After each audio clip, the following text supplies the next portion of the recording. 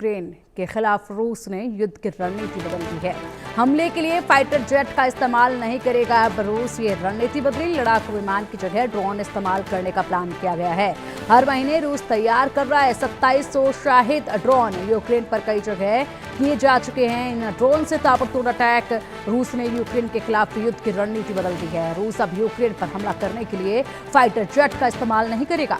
इसके लिए रूस हर महीने 2700 शाहिद ड्रोन बना रहा है। यूक्रेन की रक्षा खुफिया एजेंसी का कहना है कि रूस हर महीने लगभग 5000 लंबी दूरी के ड्रोन का उत्पादन कर रहा है, जिनमें से आधे यानी कि लगभग 2700 शाहिद 136 हमलावर ड्रोन हैं और बाकी नकली ड्रोन हैं जो हवाई रक्षा प्रणालियों को भटकाने और टोही के लिए उपयोग किए जाते हैं। रूस का यह ड्रोन उत्पादन पिछले साल की तुलना में 5 गुना अधिक हो गया है। अब इससे पहले रूस हर महीने केवल 500 शाहिद ड्रोन बना रहा था। इन ड्रोनों का उपयोग रूस यूक्रेन के शहरों, विशेष रूप से कीव और ओडेसा पर बड़े पैमाने पर हमलों के लिए तैयार किया गया ताकि उसे फाइटर जेटों का नुकसान नहीं उठाना पड़े। एक आकलन के मुताबिक 3 साल की जंग में रूस के करीब 2.5 लाख सैनिक मारे जा चुके हैं। मारे गए और घायल सैनिकों की संख्या कुल मिलाकर 10 लाख पार कर चुकी है। ये दूसरे विश्व युद्ध के बाद रूस का सबसे बड़ा नुकसान है। इसी के बाद रूस ने अपनी रणनीति बदली है और लड़ाकू विमानों की जगह ज्यादा ड्रोन का इस्तेमाल कर रहा है।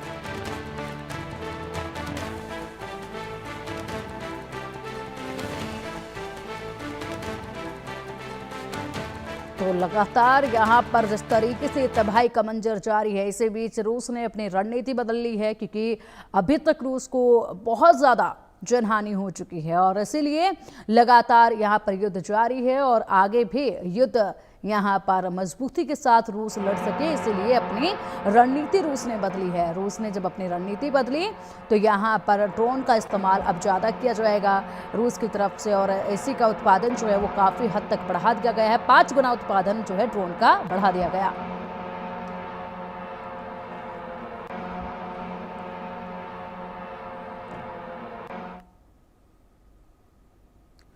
रूस यूक्रेन युद्ध और भड़केगा क्योंकि होनी थी बातचीत, लेकिन फिर से मिसाइलें चलने लगी। रूस ने कीव पर अब तक का सबसे तगड़ा हमला कर दिया।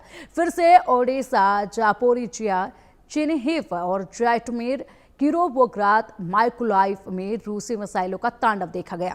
440 ड्रोन और 32 मिसाइलों ने यूक्रेन में कहर ढा दिया है। शाहिद ड्रोन ने कीव में ऐसी तबाही मचाई कि लोग ओ कोड बच्चों पुकारने लगे।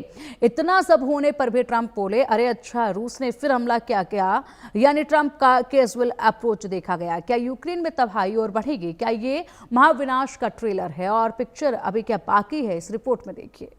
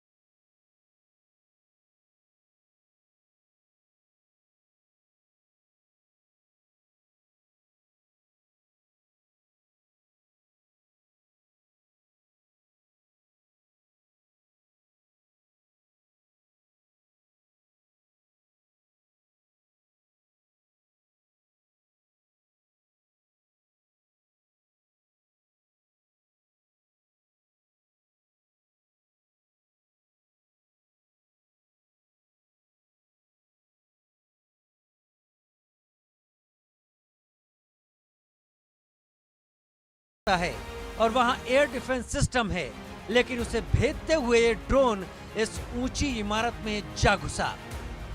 बताया गया कि कीव में 27 जगहों पर हमले किए गए, जिसमें रिहायशी इमारतें, स्कूलों को नुकसान हुआ। फरवरी 2022 में शुरू हुए रूस यूक्रेन संघर्ष के बाद यह हमला सबसे बड़े हमलों में से एक बताया गया।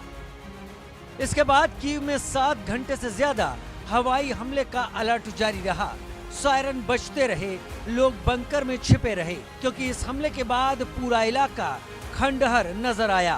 इमारतें तहस नहस हो गईं। देखिए कैसे लोग अपनों के लिए रोते बिलखते नजर आए।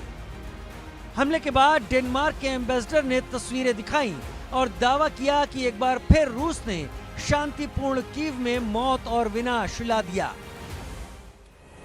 Good morning. I'm the ambassador of Denmark, and this morning I'm in the peaceful neighborhood of Solomyansky. The reason why I'm here, you can see behind me, once again, Russia has brought death and destruction to a peaceful neighborhood in Kiev. Rescue workers are on the scene. They've been working tirelessly to save lives, and just a couple of hours ago, a woman was rescued from the rubble, and work is ongoing.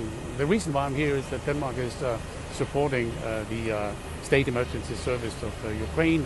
We have a cooperation, and Denmark has donated some of the heavy pieces of rescue equipment that is being deployed here this morning. And I can assure all Ukrainians that this kind of attack will only strengthen Denmark's resolve to support your fight for freedom. Kyiv पर सबसे तगड़े हमले के बाद Zelensky ने बयान जारी किया और कहा कि कीव ने सबसे भयानक हमलों में से एक का सामना किया है। कीव में एक रिहायशी इमारत के मलबे के नीचे से लोगों को बचाने के प्रयास चल रहे हैं। 75 लोगों के घायल होने की सूचना मिली है। अब तक 15 लोगों की मौत की पुष्टि हो चुकी है। हमले में 440 से अधिक ड्रोन और 32 मिसाइलों का इस्तेमाल किया गया। इसके अलावा रात भर ओडेसा, जपराजिया, चेरनीहिव, जैटमीर, किरोवोग्राद, माइकोलाइव पर हमला किया गया। इस तरह के हमले शुद्ध आतंकवाद हैं। पूरी दुनिया, अमेरिका और यूरोप को रूस को उसी तरीके से जवाब देना चाहिए जैसे एक सभ्य समाज आतंकवादियों को देता है।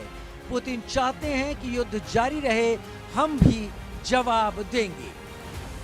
इधर ट्रंप से कीव में रूस के अब तक सबसे बड़े ड्रोन हमले पर सवाल किया गया तो उन्होंने ऐसा रिएक्शन दिया जैसे कुछ पता ही न हो।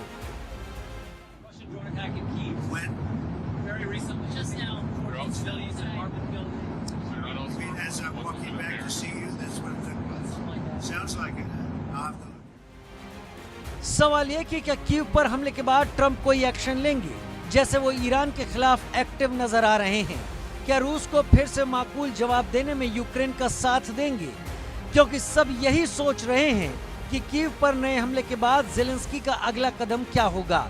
पिछले दिनों यूक्रेन ने रूस पर जैसा अटैक किया, क्या वैसा फिर से संभव है?